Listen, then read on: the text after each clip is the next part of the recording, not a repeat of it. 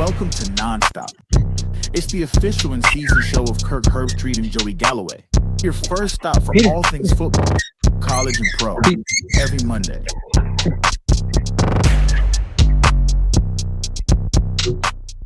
All right, we're ready to roll here.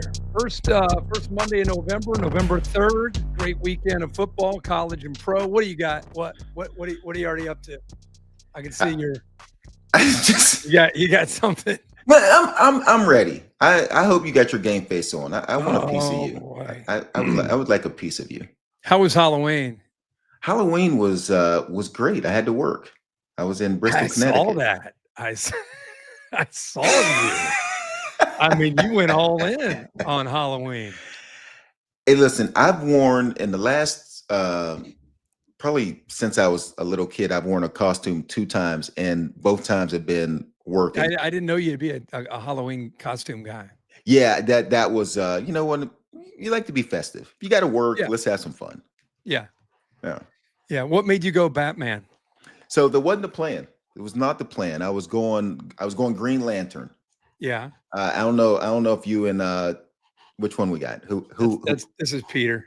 Peter. I don't know if you and Peter know this, but the Green Lantern was originally black. Oh, I didn't know that. Yeah. So I was going Green Lantern, and I ordered a costume, and it didn't get here. Oh no. So then, as a fallback, I ran down to the costume store, which I'd never been to, and I went Green Lantern. I mean, I went Batman. Did they make you dress up, or was that your own? No, that was our own. That was me, EJ, and Zubin decided, hey, we're here. It's Halloween. Let's have some fun. Since are we going to do this the entire show? You're not one to have fun.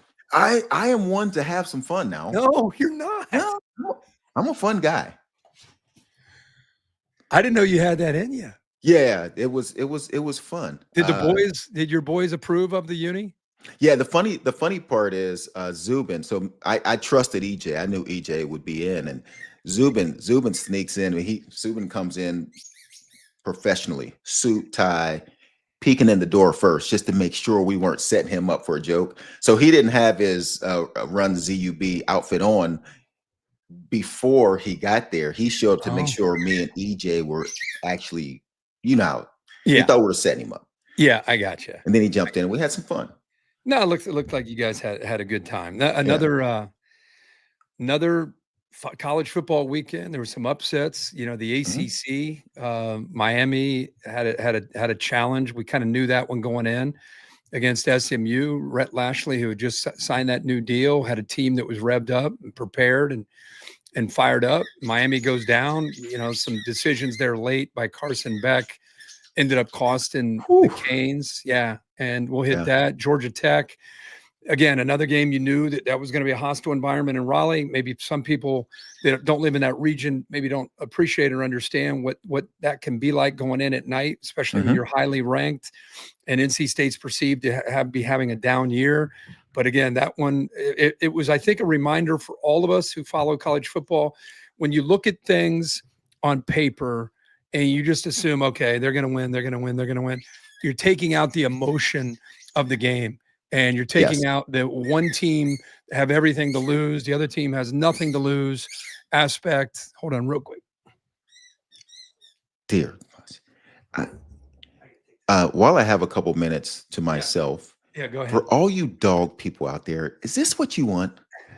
Is this what you want? The little squeaky toy in the background. I know you heard it because I could hear it, and I was going to ignore it. Is that what you want? I heard it. Not right now. It's just not what you. Not right now. That's not right. Now. We got it. You got an 8-month-old. That's just he's excited, so we got to chill him out. But my point was, great reminder. Moving forward to this weekend, the remaining 4 weeks. That when you go on the road, man, and you think you're playing an inferior team, be careful, because there's always that chance if you show up and you kind of going through the motions, you're gonna struggle. And so we saw a couple examples of that. And then on the other hand, we saw teams. But you can't. But to that point, though, that's the one thing you can't measure. Yeah, you cannot measure an Alabama going through that 4 games and then going on the road to South Carolina. You can't measure the ability for your team.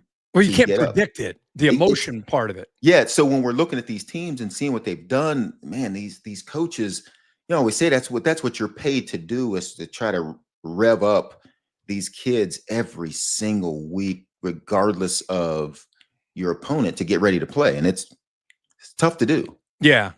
Yeah. And I think even more now, so, with the outside noise, the social media shows like you and I are doing right now, sometimes we're guilty of just kind of foregone conclusion. They're going to win that game. They're going to win that game.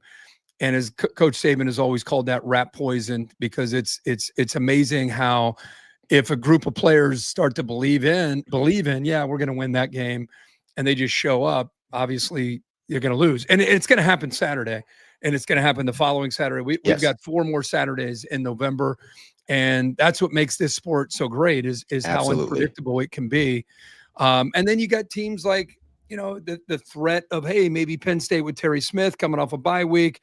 What better way to kind of shake up the apple cart than pull off an upset? Competitive early. I mean, they were, it was 17-14 at half. They were in it. And Ohio State obviously pulled away, just too much talent. I think a lot of people kind of assumed that Ohio State would be too much, but until you see it, you got to see it. Indiana, another example of that in the Big Ten. I mean, hey, you never know. They're on the road at Maryland, and Indiana just.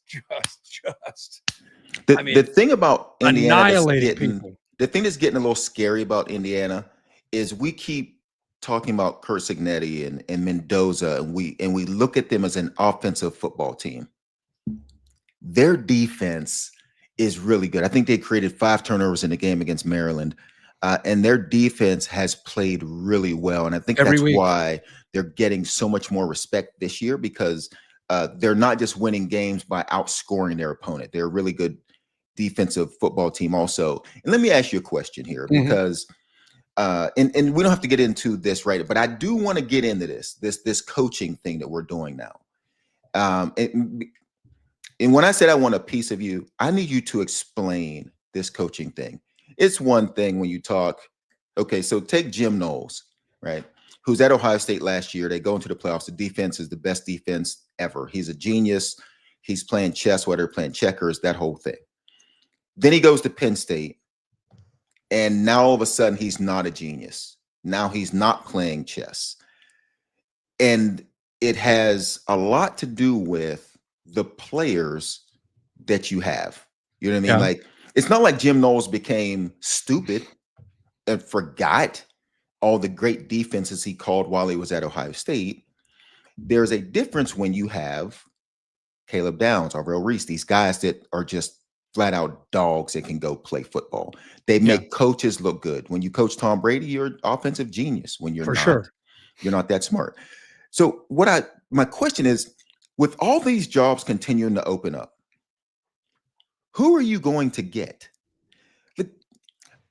At first, when names started to come up, it's like, there's no way he's not getting that job. But now there's so many open.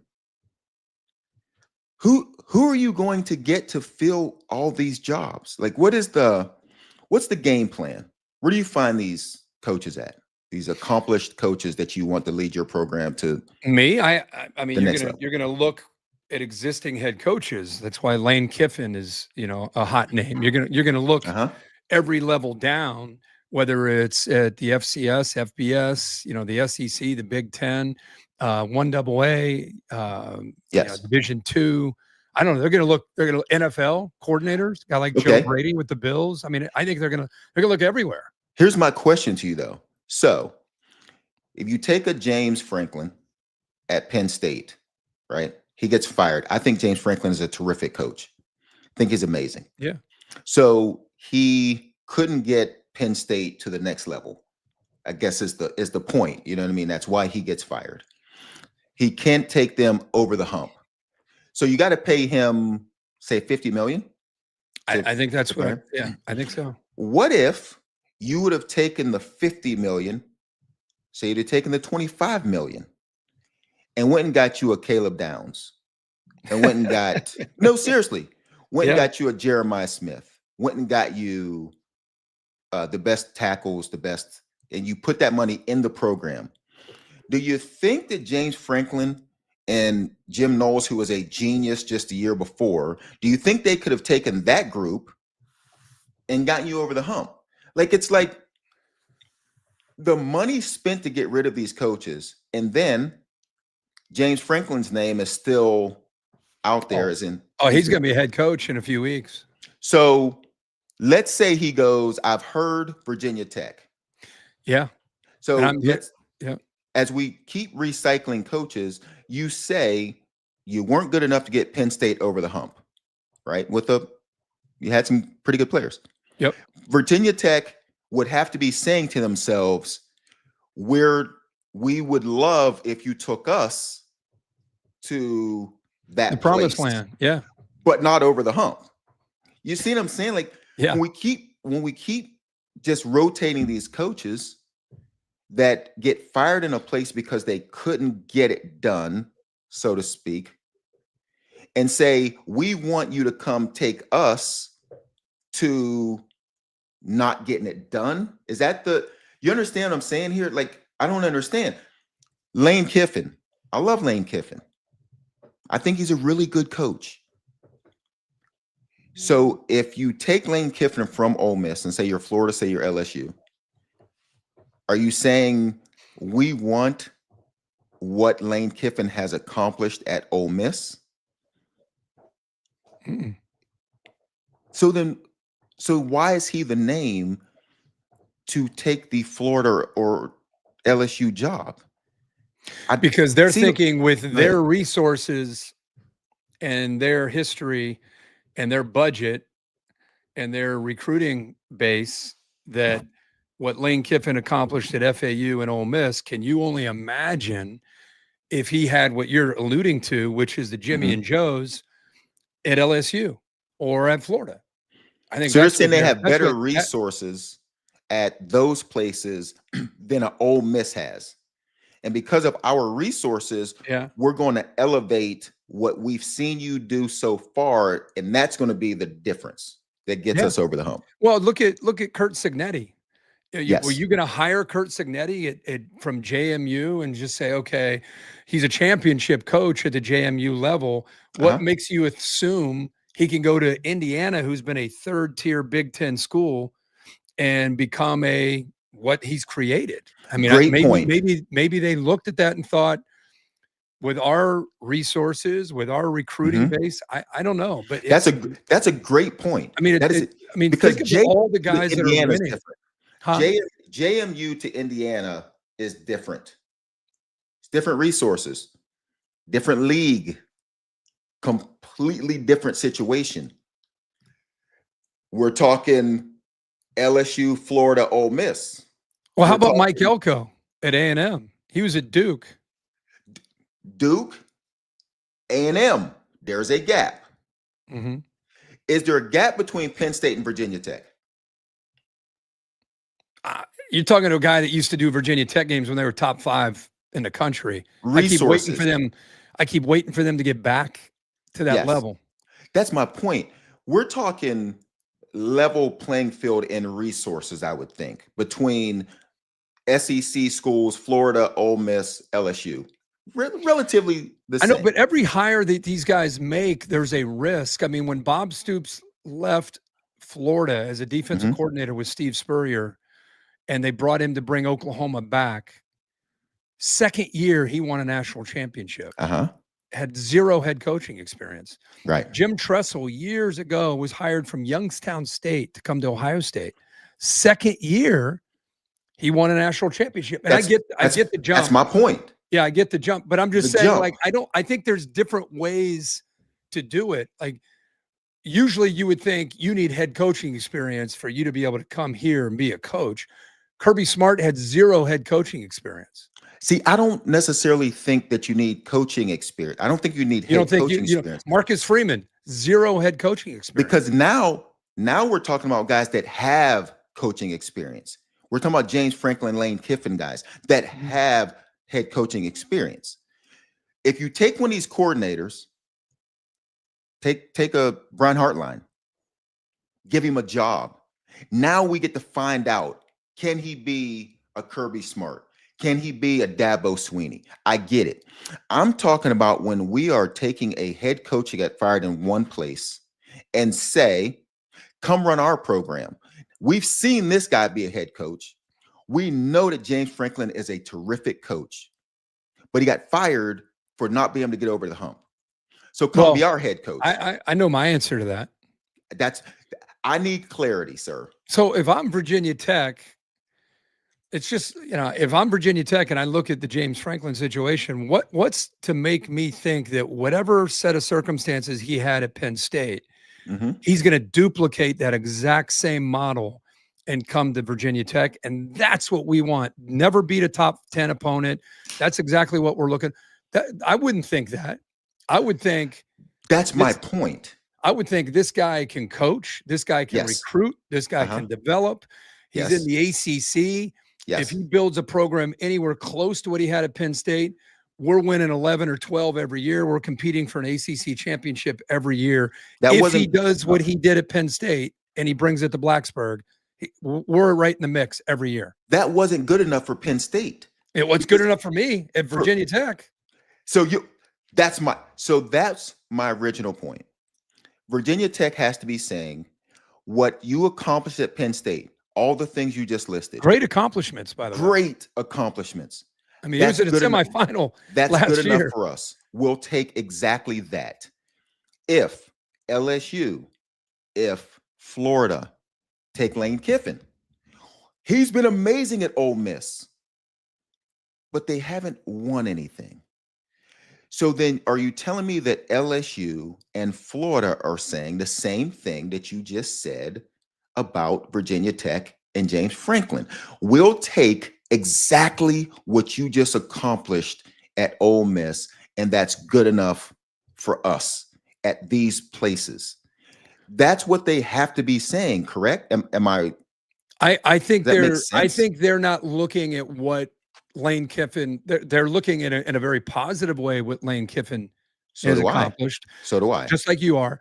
But I don't think they're looking at it like, hey, maybe if we get him, he can't win anything here either. We'll just get a coach that's, got a great personality, have some fun on Twitter, and win a bunch of games, but we're not going to win. We're not going to get to Atlanta. We're not going to go to the playoff. They're not thinking that. They're thinking. Why are they not thinking? We're LSU. We're Florida. That's what they're thinking. Yes, but why? We've seen that part. But that's my point. Like, when we keep rotating these head coaches from one place to another, we've seen what they do. You have to be saying, and the last thing I'm going to say about LSU, as the governor gets involved, as everyone gets now, that's crazy. Here's all I'm saying is, if the next guy doesn't work out, are you on a chopping block also? Because now you're in. You know what I mean? Like, it's different when you're not in. But if you're going to be in the forefront of things, we're going to go get a good coach. So if the next coach doesn't work out, is your head on the chopping block also, just like the AD? You know what I mean? Like, in the new world we live in, if you're in, like, if you're going to put your feet in the athletic world and start picking coaches, then if it doesn't work out, you should also be right. You should be on the cutting block. You should be on the cutting block also. That's all I'm saying. If you're in, you're in. That's all I'm saying. Hey, we for those of you just tuning in, and our audience grows every single week. Joey and I do this every Monday, 11 a.m. Eastern. We've just started Joey and I have known each other for a long time. It's a chance for us we work a lot. Joey does a lot of in-studio stuff with his crew every week on ESPN. We get together sometimes in person end of the year at the national championship or the playoff. So we decided we wanted to talk with each other about college football. And so people who've been tuning in every Monday, we appreciate it. We'll do it all the way till we get to the end of the season. And just want to kind of give a shout out to everyone who's already subscribed over on YouTube. And to all of our members. If you become a member, it'll give you access to some custom emojis, including a couple of Peter emojis that you can use in the chat. Also helps you stand out during a chat in our Q&A section, which is a great way to get your questions answered. And that's only over here at the YouTube chat room. So if you go over to that area, join the chat. We're going to answer questions. Usually we kind of BS like this for the first I don't know, 20 minutes. A lot of times we'll have a guest. We've had some great guests on. Today, there's just so much to talk about. We're going to just kind of hang out, and then we're going to include your questions probably in the last 15 or 20 minutes. We only go an hour, so it's 11 to 12 every single Monday, 11 to 12 Eastern. And we promise you we'll do a better job this week of getting to your questions and getting you guys involved. Joey and I used to do a radio show together in his off season when he was playing at Seattle or Dallas or Tampa, wherever he might be. And I was doing a radio talk show in Columbus, and Joey would come on in the off season, and we would take calls, and we had a lot of fun with Buckeye Bill and whoever else would call in talking about the Buckeyes. And now we do it through the modern era of just including you in this chat, and we'll hit your questions shortly. But really appreciate you guys kind of growing with us. And we have no idea where this will go. We're just having fun talking football. With that being said, you bring up a lot of great points about coaches and the carousel and why is it going to be different here or there. That's what Jimmy Sexton, who's an agent for a lot of these guys and these ADs, I feel like the dominoes are going to start falling in the next 2 to 3 weeks. Yes. Happens every single year. You get to, November, early December, a couple of those dominoes start to fall. And the next, a lot of things start transpiring. Right now, I think there's 10 or 11 big time jobs that are open. By the time it's all said and done, could be over 15, maybe over 20. We should have got Jimmy Sexton on the show. Yeah, we could. I need to ask him a couple questions here, leading with why the heck didn't we become agents? Because my gosh, I mean, the way they're and I'm sure Jimmy didn't see this coming, but the way they're rotating them through now, man. I mean, you got 2 years. Auburn opened up again. Auburn opened yesterday. Yes, every week, and we're not talking about small jobs. We're talking SEC. We're talking real life. I don't want to be quoted on this. I'm just saying this to you. I watch Clemson, and I don't want Jake and Ty to clip this. I'm just saying this to you. I watch Clemson, and I'm to a point where I'm wondering. Here's an example. Dabo Swinney knows how to coach. You can talk all you want about, the portal, and he doesn't know how to. Yes. He knows what he's doing. Dude. I'm just wondering. Go ahead. Has it run its course? Like when you stay somewhere for an extended period, a lot of times I've heard coaches talk about 10 years, maybe 12 max. Yes. It's hard to kind of maintain same messaging, same jokes, same whatever, and it still feeling fresh. I'm just wondering, is it time for Dabo to on his own say, I loved it here, it's been great, just to kind of get a start, just to start over and get kind of that, I don't know, kind of be reinvigorated and be excited about if he went to Auburn or if he went to wherever. Like, is it time for him to just be like, thank you. Hey, this has been unprecedented. I love it. I love you guys. Always will. For your sake and for my sake, I want to go somewhere else. You guys need a new coach, and you guys go do your thing. I'm going to go coach over here. Love you guys. You don't think it's time? Well, what about Dabo Swinney at LSU? What about Dabo Swinney at Florida? What about Dabo Swinney at Auburn? Here's the thing. See, now we're talking. If Dabo Swinney jumps out on the market, now we're talking back up the truck. Let's go get him. We've seen where he can go.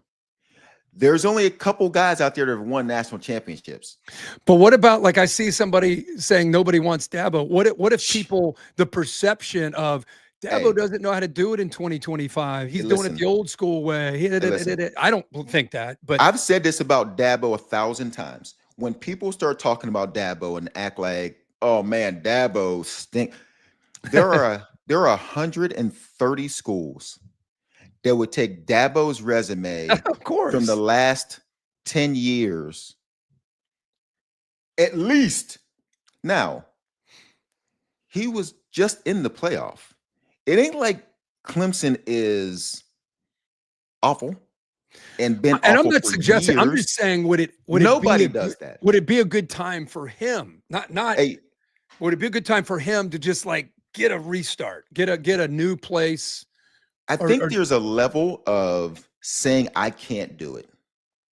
You know what I mean? Like nobody leaves when it's going like this. Yes, we all ride it out. Us athletes. I stayed too long because there was still that glimmer of, oh, I can still go, even though my body was saying, hey, fella, we can't really still go at that level.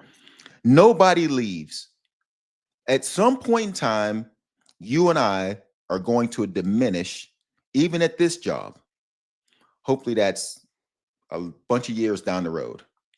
Can you imagine being like, man, I'm losing a step. My fastball isn't the same. You know what I mean? Like nobody says I'm out. Now, if Dabo did that, like it, and I think I'm not Dabo's saying gonna retire. win I'm saying at Clemson. Yeah, I'm just saying it's a reality of every coach when you stay at one place. I think he's gonna. Now, somebody might be crazy enough to fire Dabo. No one's gonna do that. In this world we live in now, No way. Nothing is beyond. Listen, he'd have to do it on his own. Columbus just tried to run Ryan Day out of here. They did. People forget that. Oh, you want to talk about forgetting something? They forget. Was it about halftime of the Tennessee playoff game that they forgot, or do you think it was at the end? You think by halftime? No, I think it might have carried over to the Rose Bowl against Oregon, first couple series, and then once Jeremiah Smith scored that second touchdown, okay, I think that's when they were like, "I told you all along. I told you guys he was a good coach." Yeah, look at us. They were trying to pack him up. Me and him. We've laughed about this numerous times. Oh, yeah. Because dude had an armed guard, 24-hour armed guard at his own house for his own fans. He's terrible. He's the worst coach. Armed guard. Me and you joked about this at the time. The amount of former players that we saw on social media that were like, this guy got to go. He's not good enough. And all the comments after, pack him up, get him out of here. And you think it lasted to the Rose Bowl before they forgot? I think second series after the second touchdown by Jeremiah Smith. Greatest coach I've ever seen. Ever. Who's this Ryan Day guy? He is amazing. Yeah, like winning 90% of his games and losing to Michigan, none of that mattered. But dude, what if they lose in Ann Arbor in a few more weeks? Are they going to come climbing back out? Some of them in a row. Some of them. I think some will too. They're going to crack that door open to see if it's safe to get out there to fire him again. Yeah, they will. But that's how this rotation goes. Dabo was one good season away from, and the craziness though, the way this thing is playing out, it's kind of crazy. We sort of thought we had our teams for the ACC. You know what I mean? We sort of thought we had, Miami is still the most talented team in the ACC, but they had lost that game, and then Virginia's still undefeated. They're still staying the course. I'm looking forward to seeing your top 5 this week, because that yellow number 4 that you had signed took up, an L.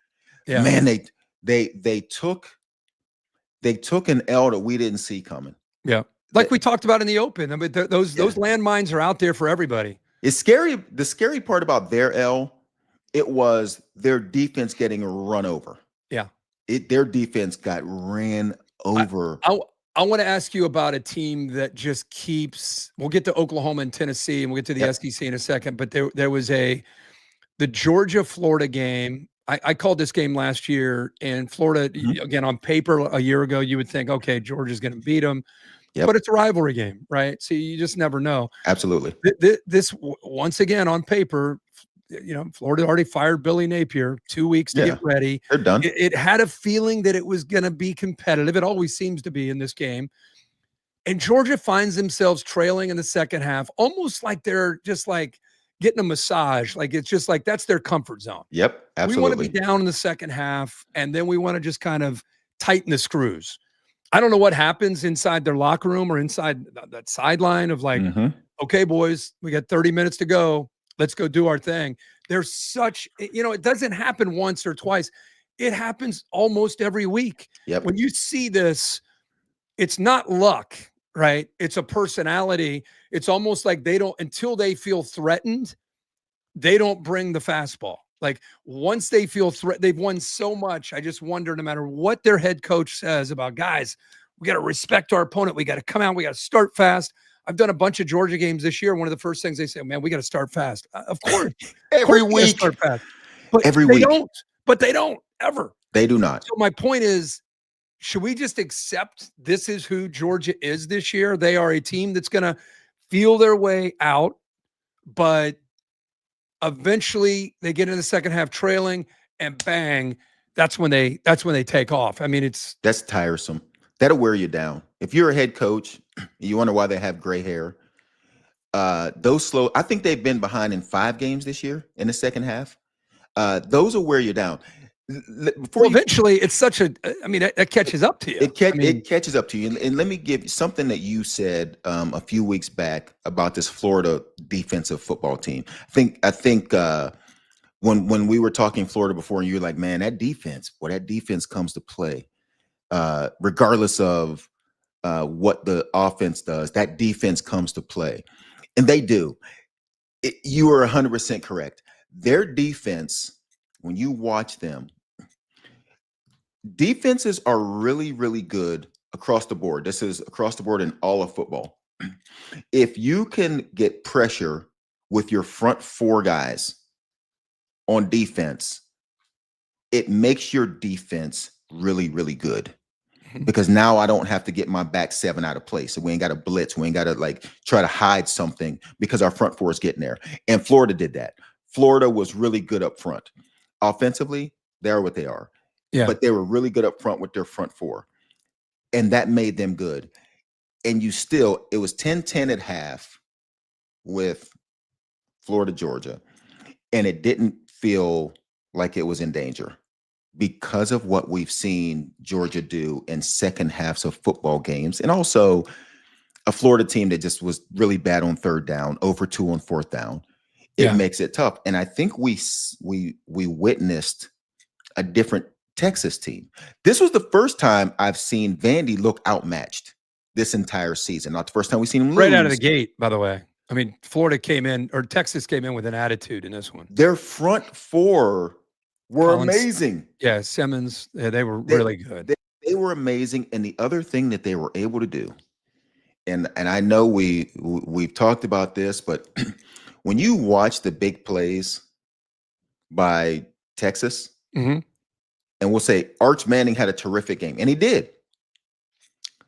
Look at how short the passes are, and then what happens afterwards. Yeah, he's got some guys to throw to. He has some guys that finally stepped. This is maybe they're finally healthy. On. Maybe they're healthy. That could be it. This is what we expected their. This is who we thought we'd see in Columbus week 1. Like these short passes that turn into a bunch of broken tackles. Like the first play of the game is a 75-yard touchdown, but the ball traveled 10 yards out. It was caught behind the line of scrimmage. Yeah. Yeah, it was just a quick look pass. You know, he saw the numbers, just got it out there, make one guy miss. There it is right there. Another broken tackle. And then we have a 75-yard touchdown. This Texas team looks scary. In 2 weeks, they get a bye week, and then they have Georgia. At Georgia. All of a sudden. Hey, with what happened and transpired with Oklahoma and Tennessee and what happened in Texas and Vandy, you spin it forward to 2 weeks. You got Oklahoma, who, man, they're a fun team to watch right now. But Oklahoma goes to Tuscaloosa and Texas goes to Athens. I mean, that is on the same weekend. What is that, November 15th? That is a massive weekend. It'll decide, we keep talking about, since we were with Theo Vaughn about 3 or 4 weeks ago, talking about, look at there's 9-10 teams with 1 loss or less. Like, who's going to Atlanta? The 15th, I think we're finally going to be able to zoom in and have a much better idea after we get through next week. Yeah, that is as I'm looking at that weekend now, Florida also plays Ole Miss, which will be fun to watch. Notre Dame plays Pitt. Pitt is an interesting team. They are. Pitt is careful with Pitt. You got to be careful with Pitt. They are another interesting football team out there, because the ACC is also wide open now. much like we talk SEC. It doesn't have the same depth, Right. but it is now wide open.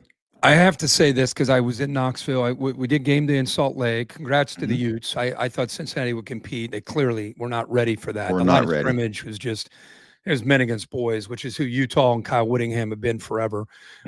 We didn't really know about Cincinnati. We knew Sorensby was playing well, but we didn't know, are they ready for like big boy line of scrimmage football? And we found out that they're not. So congrats to the Utes. Flew over to Knoxville to call Oklahoma, Tennessee. And I'll just say this, we always debate college football, the atmospheres, they're great. Where's the best? And I feel like because Tennessee, before Josh Heupel got there, they were struggling, obviously, for a number of years. He's gotten them back. And I know they didn't win the game, but I'm just going to tell you, if you get a chance to go and they're ranked and the opponent they're playing is ranked, going to Knoxville is an electric, as good as there is atmosphere when they host, especially a night game in the SEC. Oklahoma took their best punch. Yes, they did. The Sooners, to their credit, they made some critical plays. We're taking a look at some of these highlights right now, and we can debate the end of the game, whatever, should he have scored or not. But really, to me, it's more about the way Oklahoma played. And we went back to the beginning of the year. We talked about the schedule that Oklahoma has, maybe the most difficult in the entire country. This play by R. Mason Thomas, who ended up being hurt right there. He starts hobbling, almost went out of bounds, pulled a hammy, but Owen Haneke makes the play to force that fumble, change the complexion of the game, not just a 14-point swing. And I thought in the second half, John Mateer got back to being the John Mateer that we saw early in the year, where he was running the football, wasn't thinking, was much more decisive. And when he's running the ball, as you could say their lead runner, but just in general, when he's running the football, it just seems to set up the rest of their offense. And give credit to their defense. They had some injuries, especially R. Mason Thomas, but they went into that environment, took Tennessee's best, and got out of there with a win. So they still have a long way to go with the schedule they have, including what you mentioned, going to Bama. They got Missouri, they got LSU. But that was an impressive atmosphere and a great win for Brent Venables. He needed that one, and he got a big one. It was crazy the first half and how bad the Oklahoma offense, or you flip the other way and say the Tennessee defense, which was notorious for missed tackles, played really well, whichever way you want to look at it. Yeah. Either way, not much production from the Oklahoma offense. The touchdown on defense. Yeah. This is a great kicker with short shorts. That's a great kicker. That's why when you talk to these coaches and it is all these coach point speaking things, scoring on defense really heightens your chances to win. But that's what it was in that first half. It was like, oh my gosh, Tennessee should be winning this game by 25 points because the Oklahoma offense was terrible. And the Tennessee defense is playing. And they had the ball. Tennessee had the ball inside the 35 3 or 4 times. They came away -7. Yeah, it's -7 because of the scoop and score. And they had the opportunities ball to pull away. They had the ball 10 more minutes than Oklahoma in the first half. Yeah. And they couldn't do anything with it. And then it was like, you're right. Okay. John Mateer's starting to make plays. He came alive in that second half. Taking off running. They moved the chains. Yeah. And the next thing you know, they get out with a win and makes things interesting. It was because I'll tell you what, dude, you want to talk about facing a fork in the road. You lose that game, you're sitting there at 6-3, and you got Alabama coming up. Yep. After a loss on the road, probably 6-4. You got Missouri on the road, probably 6-5, and you got LSU. Maybe you beat them. I mean, your best case 7-5. Instead, flip that, find a way to win that game, stay in the thick of things. You're 7-2, and now you go to Tuscaloosa feeling pretty good about yourself. And maybe they've been able to get back to getting John Mateer back to where he was before that thumb injury, where he's just out there playing football, not worried, not holding on to the ball, just being decisive. And if they are, they become a tough team for Bama. So they gained so much in 60 minutes in that atmosphere in Knoxville. But again, tip of the cap to the fans, to the game ops at Tennessee. It's as good of a scene to me as there is in the country when they're rolling. And I think I heard some nonsense from Tennessee fans about Josh Heupel's got to go. Oh, whoever loses has got to go. Man, bullshit. Have you thought about where Tennessee's football program was before Josh Heupel got there? Have you thought about how many years you were irrelevant, off the field issues, drama, BS all going? This is a good football team that lost maybe the two best corners on one team. They didn't even get a chance to play together. And somehow Tim Banks is holding on, trying to put a defense out there. You should be just like lock Josh Heupel and his staff down for 100 years. You can't win every game. It doesn't mean you don't have a good coach. It doesn't mean you don't have a good program. You're lucky to have Josh Heupel. You're lucky to have this program. You're lucky to have the AD you have. You guys are heading in a great direction. Be grateful. It's going to come. You can't win them all. And when you lose one, it doesn't mean you need to fire your coach. You know, that I'm just tired of hearing a team, all these fans, when they lose a game, we got to fire our coach. That's not the answer. So anyway, let's Joey, we got 18 minutes to go here. We want to again welcome people who are just tuning in. Joey and I love to do this every Monday. We do it every Monday. Hey, before we get some questions going, I would like to find out, because we do have the rankings tomorrow. The committee is it's here. Finally, it's time. Now it's time. Football is about to begin tomorrow night. Wow, look at the boys here. They got the seeds out. We got what are you expecting tomorrow? Who's number one? Okay, so that's going to ask you. So when you put up your when you did your top 5, did you go, this is my top 5, or this is what I think the committee will do tomorrow night? Like, where are you at with when you think of your rankings now? Do you put yours together and you think the committee will be different than you? Or are you thinking, here's the top 5 and this is what the committee should have? I guess I don't get really, not to take away from your show tomorrow night. I don't get, if Indiana's won or Ohio State's won, it doesn't bother me. I'm more interested in what's going on at 12, 13, 14, 15, just to kind of see where we might be heading. That's my top 5 this week. I think that's what the AP, I haven't looked. I'm guessing the AP and the coaches poll, that's kind of more conventional wisdom of. Is this where you have the committee? Is this, do you think the committee's going to match this? Historically, the committee with their first rankings likes to be different. They like people to talk about their rankings. Wouldn't shock me if Indiana, maybe because they've been so dominant every week, might be one. I don't, but me personally, it doesn't bother me one way or the other. What about you? So my top 5 will be different than the committee. I have Ohio State number 1. You got Indiana way down there. Easy. Wow. Oh, way down there. Well, you do. You're number 4. I thought they'd be 1 before 4. Yeah, whatever. Wow. No. And I don't think there'll be 1 tomorrow night. I don't think the committee has Indiana at number 1. Why don't you like Indiana? I love Indiana. I love Kirk Signetti. I did Google him. He's very, very good. I like Indiana.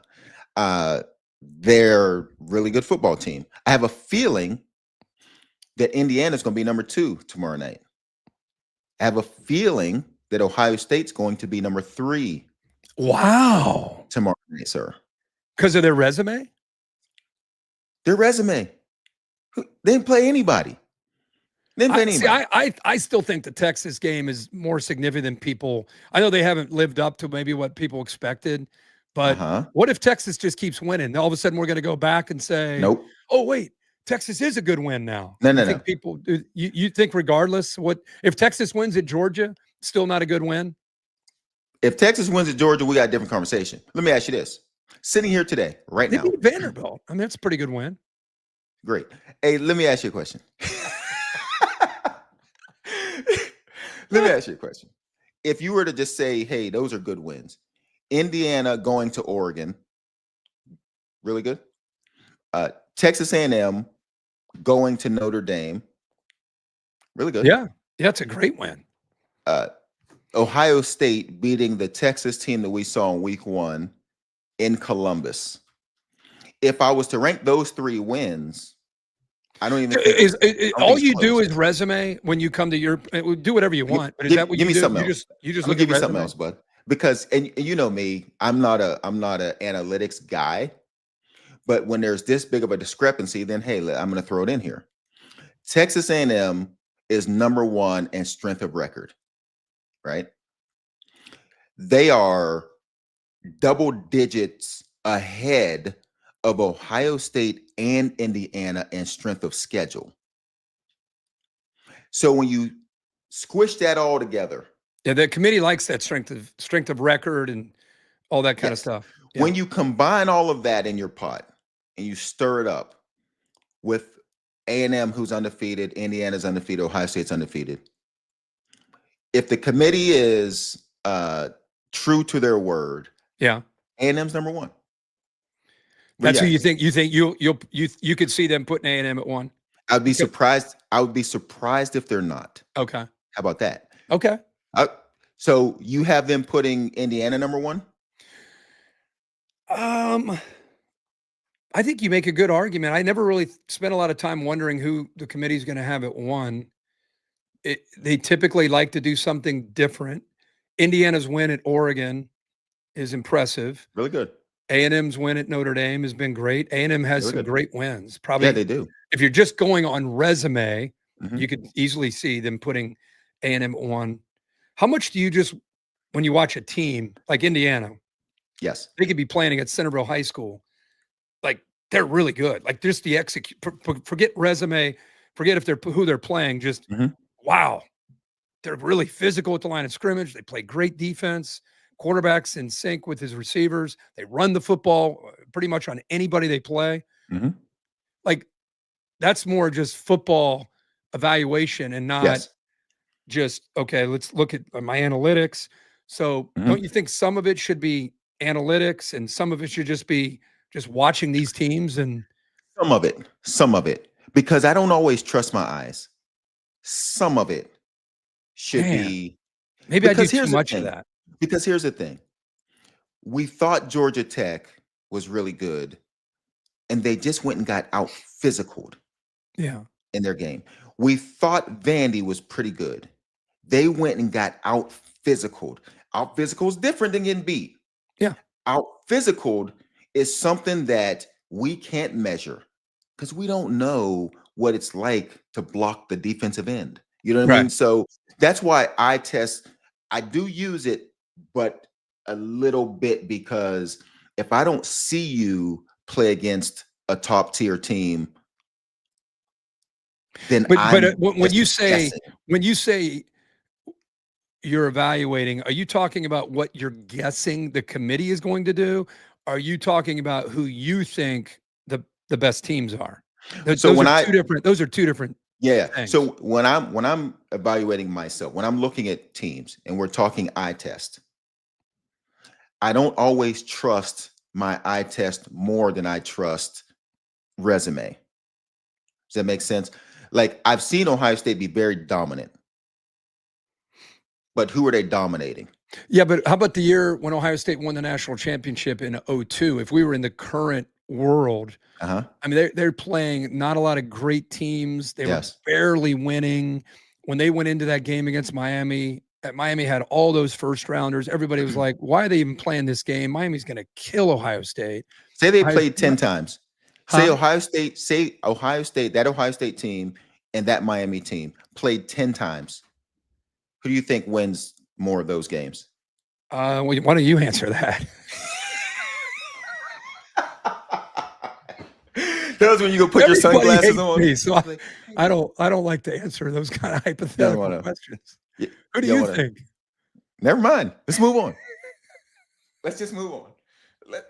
Come on. I got some questions. People think I hate Georgia. What in the heck? I love Georgia. How do we hate everybody?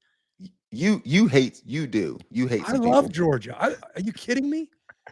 Where I freaking love Kirby Smart. I I love all these teams. I'm a huge Kirby Smart fan. Oh my I'm god. a huge Dabo fan. We got any questions to Yeah, answer? let's get some questions going here.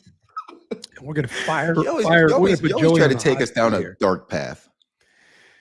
Will a 3-loss team make the college football playoff? Interesting. It depends on who that 3-loss team is, because I just covered a team in Oklahoma who played Tennessee on the road. So far, just for good measure, they played Michigan as if they needed another game, non-conference. Michigan, Auburn, Texas, at South Carolina, Ole Miss, at Tennessee, at Bama coming, Missouri coming, and LSU coming. It's a pretty good schedule. Yes. I don't know if they would make it if they got the 3 losses. It's going to depend on what's happening, obviously, in all these other conferences. But I don't think we're to a point where we can just say definitively, no, a team with 3 losses will not make the playoff. I don't think we are. I think when we put it in context, with 8 of the 12 teams last season had 2 losses that got into the playoff. 8 of the 12. Think about that. Yeah, I think that it's wide that. open for a 3-loss team. Yes, I think that opens the door for a 3-loss team. What if a 3rd loss is a conference championship game? I almost think that's more of a reason to make a case for them. Absolutely. Why should you be penalized if you made it to a conference championship game and you get dinged in a championship game when no one else had to play that game?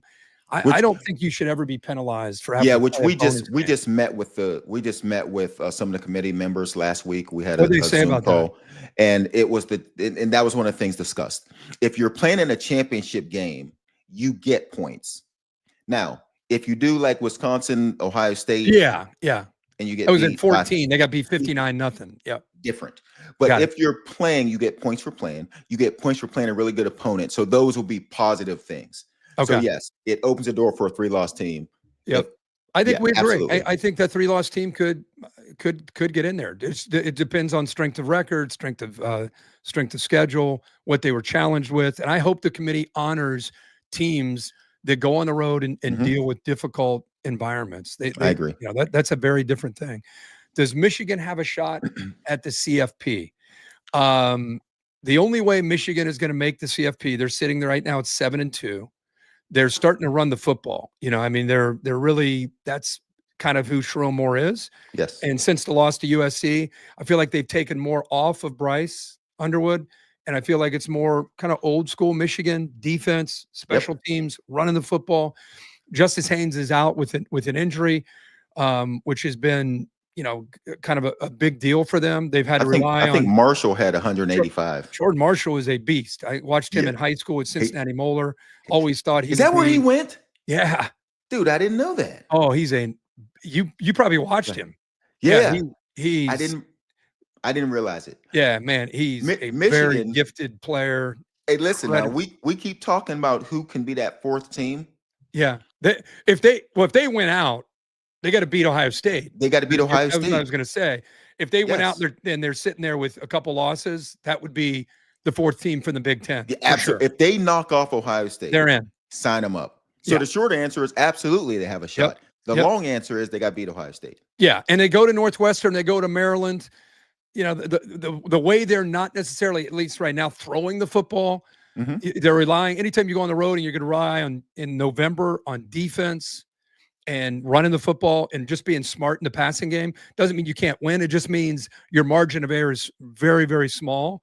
And it means you got to win and just win turnover margin, win field position. It's not going to be sexy. No. But if they win those next 2 on the road, I think they're 60 minutes away from playing Ohio State, where they'd have to win the game. And if they win it, I think they'd be in. Did the ACC kill their chances this weekend with 2 teams getting into the playoff? Absolutely. I don't think there's any chance they're getting 2 teams in.